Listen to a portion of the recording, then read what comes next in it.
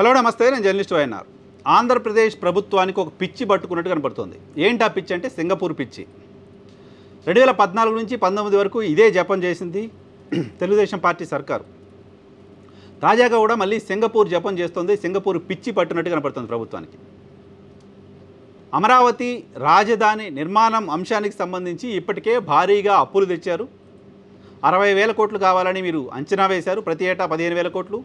దానికి సంబంధించిన రుణ సమీకరణ ఇప్పటికే చేశారు. రుణాలు పొందారు, టెండర్లు పిలిచారు, పనులు నడుస్తున్నాయని చెప్తున్నారు. ఏడాది కాలం గడిచింది. 3 ఏళ్లలో రాజధాని నిర్మాణం పూర్తవుతుందంటూ మంత్రి నారాయణ ఒక పక్క ప్రకటనలు చేస్తున్నారు. ఇప్పుడు సింగపూర్ ఎందుకు అవసరం వచ్చింది మీకు? సింగపూర్ చుట్టూ తిరగాల్సిన అవసరం ఎందుకు వస్తుంది? సింగపూర్ని ప్రాధాయపడాల్సిన అవసరం ఎందుకు వచ్చింది? సింగపూర్ని ఒప్పించాల్సిన అవసరం ఎందుకు వస్తుంది? సింగపూర్ని ఇంప్రెస్ చేయాల్సిన అవసరం ఎందుకు వస్తుంది? 4 రోజుల పాటు సింగపూర్లో పర్యటన చేసి వచ్చిన తర్వాత ముఖ్యమంత్రి నేతృత్వంలోని మంత్రుల బృందం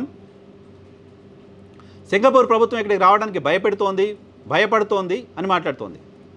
సింగపూర్ ప్రభుత్వం ఇక్కడ రావడానికి భయానికి కారణం ఏంటంటే గత ప్రభుత్వం అంట. గత ప్రభుత్వం అంతగా వేధించింది కాబట్టి ఇప్పుడు రావాలంటే భయపడుతున్నారట. వచ్చినా మేము సిటీ క్యాపిటల్ జోలికి వెళ్ళాం, మిగతా ఏదో పనులు చేస్తామని చెప్తుందంట. గత ప్రభుత్వం ఆంధ్రప్రదేశ్ సిఐడిని సింగపూర్కు పంపించి సింగపూర్ ప్రభుత్వం పైన విచారణ చేసిందంట. ఏం చెప్పదలుచుకున్నారో అర్థం కావట్లా. ఆంధ్రప్రదేశ్ రాష్ట్రానికి సంబంధించిన ఒక ఇన్వెస్టిగేషన్ ఏజెన్సీ సింగపూర్ దేశానికి పోయి అక్కడ మంత్రులపైన విచారణ చేస్తుందా?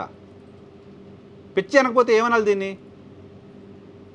సో 4 రోజుల పాటు ముఖ్యమంత్రి నేతృత్వంలో మంత్రుల బృందం వెళ్ళి చూసి కలిసి వచ్చిన తర్వాత ఒక రూపాయి పెట్టుబడి రాకపోతే ఎవడో ఈమెయిల్ పెట్టారు కాబట్టి మొత్తం పరిశ్రమలు ఆగిపోయాయంటూ ఒక మంత్రి ప్రెస్ కాన్ఫరెన్స్ పెట్టి చెప్తూ ఉంటే ఎవరిని బ్లేమ్ చేయాలనుకుంటున్నారు? ఏం తీసుకురావాలనుకుంటున్నారు సింగపూర్ నుంచి? ఎందుకు సింగపూర్ అవసరం? ఓ రాజధాని నిర్మాణానికి ప్రపంచంలో సింగపూర్ తప్ప ఇంకెవరు లేడా? సింగపూర్ తప్ప ఇంకెవరు అసలు నగరాన్ని నిర్మించే పరిస్థితిలో లేరా? ఎందుకు సింగపూర్ కన్సార్టియం? సింగపూర్ మంత్రులు, సింగపూర్లో మీరు ఎవరెవరితో కలిసి వస్తున్నారో వాళ్ళంతా అవినీతి కేసుల్లో ఉన్నారు, జైలుకి వెళ్తున్నారు అని ఎవరో విమర్శలు చేయడం మాత్రమే కదా కళ్ళ ముందు కనపడుతోంది. కనపడుతున్నప్పుడు కొత్తగా మళ్ళీ వాళ్ళ దగ్గరికి వెళ్తాం, వాళ్ళతోటే పెట్టుబడులు పెట్టిస్తాం, వాళ్ళు లేకపోతే మనం అమరావతి కట్టలేం. ఈ మాట్లాడిన ఎందుకు? గతంలో భారతీయ జనతా పార్టీతో పొత్తు పెట్టుకున్నప్పుడు చెప్పారు, భారతీయ జనతా పార్టీ లేకపోతే మనం అమరావతి కట్టలేం, పోలవరం కట్టలేం, కాబట్టి భారతీయ జనతా పార్టీతో పొత్తు పెట్టుకోవాల్సి వస్తుంది అని. పొత్తు పెట్టుకున్నారు, ప్రభుత్వం వచ్చింది, అక్కడ ఇక్కడ ఏర్పాటైంది, ఏడాది గడిచింది. మళ్ళీ ఇప్పుడు సింగపూర్ గోళ ఏంటి? సింగపూర్ పెచ్చ ఏంటి?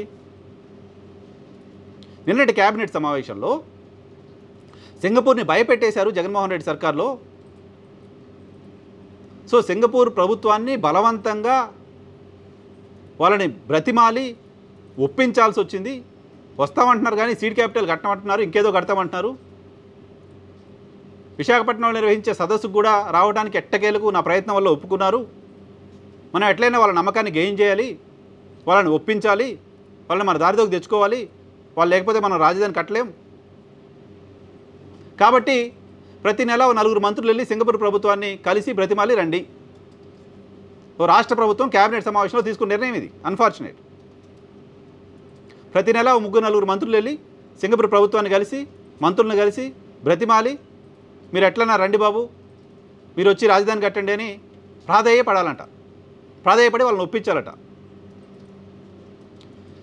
సింగపూర్ ప్రభుత్వంతో బాగా పరిచయాలు, సంబంధాలు ఉన్న చంద్రబాబు నాయుడు గారు, 15 సంవత్సరాలు ముఖ్యమంత్రిగా పనిచేసిన చంద్రబాబు నాయుడు గారు, ఈ దేశంలో ప్రధానమంత్రుల్ని, రాష్ట్రపతుల్ని నియమించిన చంద్రబాబు నాయుడు గారు వెళ్ళి 4 రోజులుండి కలిసి ఒప్పించే ప్రయత్నం చేసి వస్తేనే ఒప్పుకొని సింగపూర్ ప్రభుత్వం, మంత్రులు, ఇంకెవరో ఎవరికి తెలియదు. అది మంత్రులు వెళ్ళి నెలకోసారి అక్కడ కనపడి తిరిగి బ్రతిమాలు వస్తే ఒప్పుకుంటారా?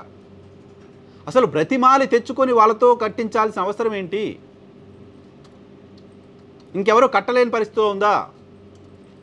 మొత్తం ఇండియాలో మేజర్ ప్రాజెక్ట్స్ అన్నీ కడుతున్న కాంట్రాక్ట్ సంస్థలు 50-60% పైగా తెలుగు రాష్ట్రాలకు సంబంధించిన వాళ్ళవే.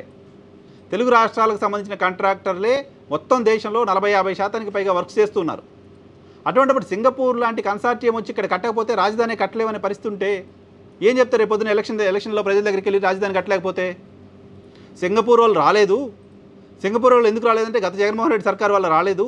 సింగపూర్ వాళ్ళు రాలేదు కాబట్టి మేము రాజధాని కట్టలేదని చెప్తారా? అదే చెప్పబోతున్నారా?